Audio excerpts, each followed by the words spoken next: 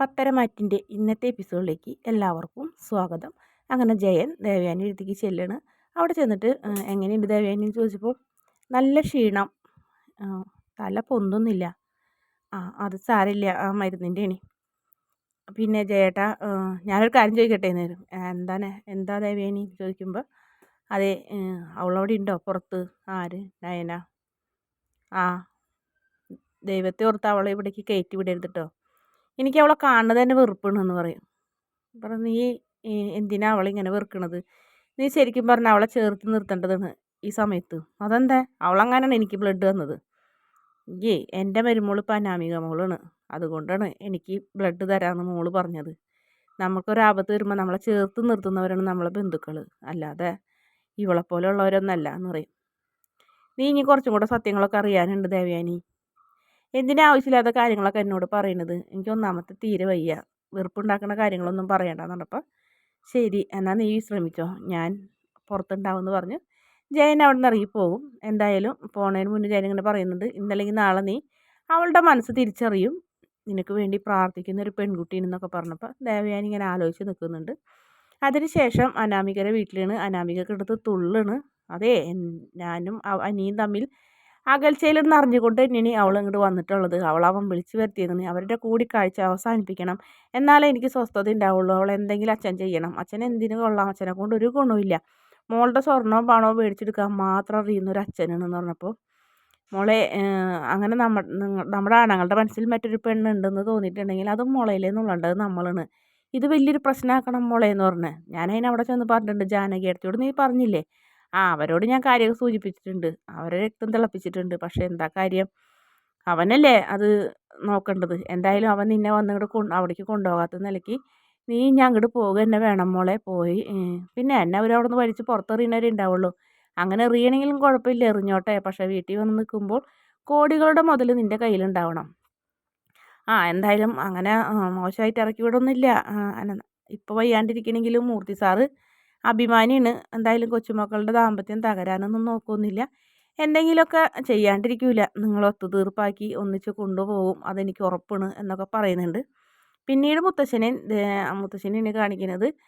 ഹോസ്പിറ്റലിലെ വിവരങ്ങളൊക്കെ ചോദിക്കുന്നുണ്ട്. അനാമിക മോള് പോയിട്ട് 2-3 ദിവസമായില്ലേ, അവൾ വന്നില്ല. ഇതിനിടയ്ക്ക് ഒരു ദിവസം വന്നു എന്ന് ജാനകി പറയുന്നിട്ട്, അന്ന് നിൽക്കാൻ പറഞ്ഞിട്ട് നിന്നില്ല. വേണ്ട, സാമർഥ്യമുള്ളവരങ്ങനെ പോട്ടെ. എന്തായാലും നമ്മൾ നമ്മുടെ കൊച്ചുമോനോട് ഒരു തെറ്റ് ചെയ്ത് കഴിഞ്ഞ്, അതുപോലത്തെ ഒരു പെൺകുട്ടീനെ ഈ വീട്ടിൽ വിളിച്ച് കയറ്റാൻ പാടില്ലായിരുന്നു. ചെയ്തത് തെറ്റായിപ്പോയി, ഇനിയിപ്പോൾ പറഞ്ഞിട്ട് എന്താ കാര്യം, സംഭവിക്കാനുള്ളതൊക്കെ സംഭവിച്ചു എന്ന് പറയും. ആ സമയത്ത് അനിയുടെ അച്ഛൻ അങ്ങോട്ട് വരുന്നുണ്ട്. നിൻ്റെ മരുമോളെ കാര്യമാണ് ഞങ്ങൾ പറഞ്ഞിരിക്കുന്നത്.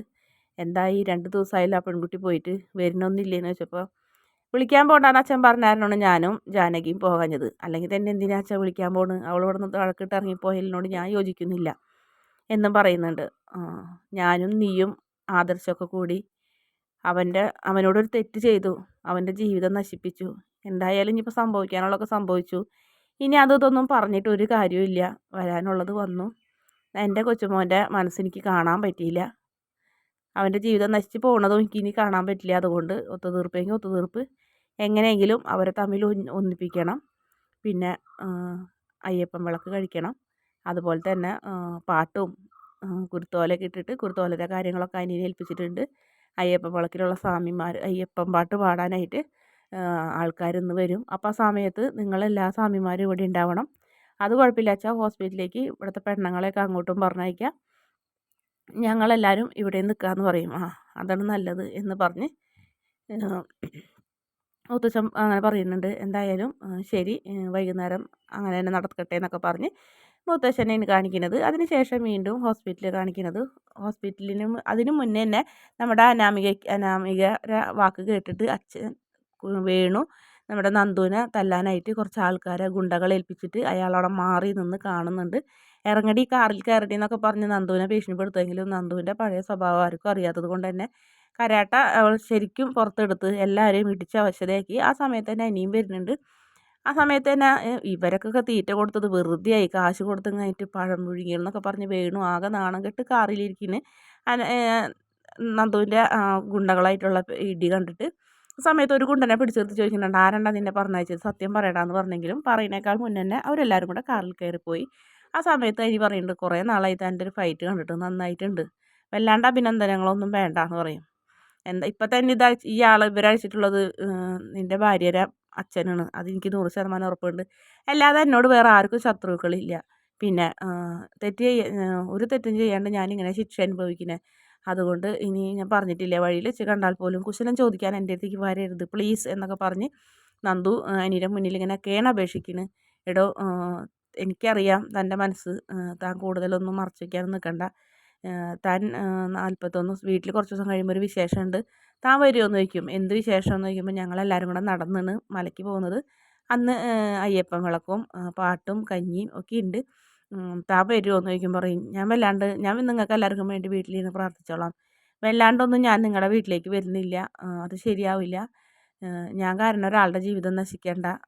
അല്ലാണ്ട് തന്നെ എനിക്കൊരുപാട് കുറ്റങ്ങൾ അവർ ചാർത്തി തന്നിട്ടുണ്ട്. ഇനി അതൊന്നും ഇല്ല, എൻ്റെ ഭാഗത്തുനിന്ന് ഒന്നും ഉണ്ടാവില്ല എന്നൊക്കെ പറഞ്ഞ് രണ്ടുപേരും കൂടെ സംസാരിച്ചിരിക്കണുണ്ടപ്പോൾ വേണു പറയണ്ട, മോള് പറഞ്ഞത് ശരിയാണ്, ഇവർ തമ്മിൽ മുടിഞ്ഞ പ്രേമമാണ്. അപ്പോൾ ഇനി ഇതെന്തെങ്കിലും ചെയ്യാണ്ട് പറ്റില്ലല്ലോ എന്ന് പറയാൻ വേണു ചമ്മിക്കൊണ്ട് വീട്ടിലേക്ക് പോകുന്നുണ്ട്. മനസ്സിലിങ്ങനെ ആലോചിക്കുന്നു, മോളോട് പറഞ്ഞാൽ ഞാൻ ഒന്നിനും കൊള്ളാത്തവനാണെന്ന് വിചാരിക്കും, ഞാൻ ഇങ്ങനത്തെ ഗുണ്ടകളെല്ലാം ഏർപ്പാടാക്കിയത്. എന്തായാലും വേറെ എന്തെങ്കിലും പറയാമെന്ന് പറഞ്ഞാൽ അയാൾ അകത്തേക്ക് ചെല്ലുമ്പോൾ അനാമിക ഓടി വന്ന് സന്തോഷത്തോടെ ചോദിക്കുന്നുണ്ട്, എന്തായി അച്ഛാ? അച്ഛൻ ചോദിച്ചോ എന്ന് ചോദിക്കും. അല്ല, അവളെ കണ്ടോ, അല്ലെങ്കിൽ ഗുണ്ടകൾ ഏർപ്പാടാക്കിയോ? അവളെ ഇനി അടുത്ത നാളിലൊന്നും അവൾ എനിക്ക് നടക്കുന്നില്ല, അവളെ കയ്യും കാലും ഓടിച്ചിട്ടുണ്ട്, അവളിപ്പോൾ ഹോസ്പിറ്റലിലാണോ എന്ന് ചോദിക്കുമ്പോൾ അതൊന്നും എനിക്കറിയില്ല, എന്തായാലും പ്ലാസ്റ്റർ ഇട്ടിട്ട് കഴിഞ്ഞ് മോൾക്ക് അവളെ കാണാൻ കഴിയുള്ളൂ എന്ന് പറഞ്ഞപ്പോൾ നന്നായുള്ളൂ, ശരിക്കും എൻ്റെ അനിയനും ജീവിതം നന്നാവാൻ വേണ്ടി അവളെ കൊന്നാലും കുഴപ്പമൊന്നുമില്ല എന്ന് പറയും. മോളെ അങ്ങനെയൊന്നും പറയണ്ട, പിന്നെ പ്രശ്നങ്ങളൊക്കെ ആവും, നമുക്ക് ഘട്ടമായിട്ട് ഓരോന്ന് ചെയ്യാന്നൊക്കെ പറഞ്ഞ് മോളെ ഉപദേശിക്കുന്ന അച്ഛൻ എങ്ങനെയെങ്കിലും അവളെ അനിയുടെ ജീവിതത്തിൽ നിന്ന് വലിച്ച് പുറത്താക്കണം എന്നിങ്ങനെ അനാമികനെ തീരുമാനിക്കുന്നു. പിന്നെ ഹോസ്പിറ്റലിൽ കാണിക്കുന്നത് നല്ല ഉഷാറോടെയൊക്കെ ചാടി എഴുന്നേറ്റിരിക്കുന്നുണ്ട് നയന. ഇപ്പം എങ്ങനെയുണ്ടെന്ന് വെച്ചപ്പോൾ, ഇപ്പം എനിക്ക് കുഴപ്പമില്ലാത്ത ചേട്ടാ, ഞാൻ പറഞ്ഞതല്ലേ എനിക്കൊരു കുഴപ്പമില്ല എന്നൊന്ന് പറയും. അതൊക്കെ നീ പറയും, അത് കഴിഞ്ഞ് നിൻ്റെ ക്ഷീണം കണ്ടതല്ലേ എന്നൊക്കെ പറയും.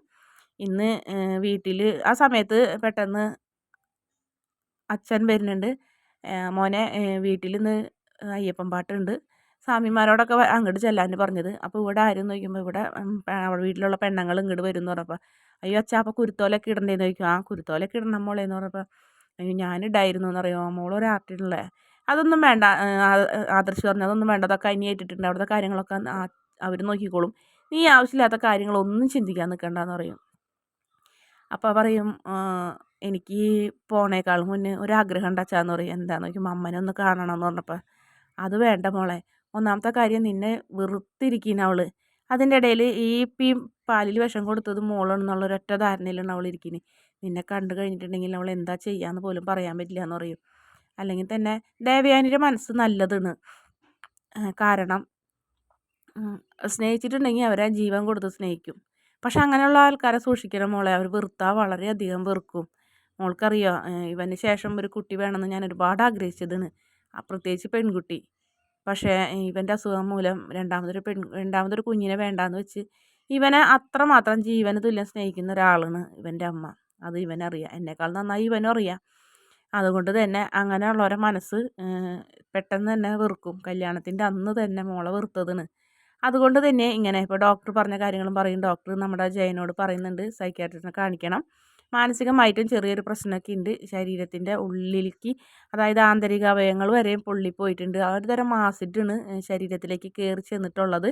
അതുകൊണ്ട് തന്നെ പൊള്ളലൊക്കെ ഉണങ്ങാൻ കുറച്ച് പാടെടുക്കും. പിന്നെ മെൻ്റൽ ഡിപ്രഷനും ഉണ്ട്, അതിനും ഗുളിക കഴിക്കേണ്ടി വരും. നാളെ മെൻ്റൽ ഡിപ്രഷൻ്റെ സൈക്യാട്രിസ്റ്റ് എന്തായാലും നാളെ വരും.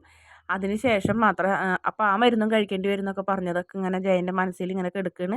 അതുകൊണ്ട് തന്നെ ജയൻ പറയുന്നു, വേണ്ട മോളെ, അവൾ വെറുത്താൽ അങ്ങേയറ്റം വെറുക്കണതും സ്നേഹിച്ചാൽ അങ്ങേയറ്റം സ്നേഹിക്കുന്ന ഒരാളാണ്, എന്തായാലും മോളൊന്ന് സമാധാനിച്ചു, എന്നല്ലെങ്കിൽ നാളെ മോളെ അവൾ ചേർത്ത് പിടിക്കുമ്പോൾ ആ ജീവന് തുല്യം സ്നേഹിച്ചു കൊണ്ടായിരിക്കും നിന്നെ അവൾ ചേർത്ത് നിർത്താമെന്ന് പറഞ്ഞപ്പോൾ നയന സന്തോഷത്തോടെ കണ്ണ് നിറഞ്ഞുകൊണ്ട് അച്ഛനെയും ആദർശിനെയും നോക്കി നിൽക്കുന്നതോടെയാണ് ഇന്നത്തെ എപ്പിസോഡിൻ്റെ അവസാന ഭാഗം. വീഡിയോ ഇഷ്ടപ്പെടുകയാണെങ്കിൽ ചാനൽ ഒന്ന് സബ്സ്ക്രൈബ് ചെയ്ത് സപ്പോർട്ട് ചെയ്യണേ.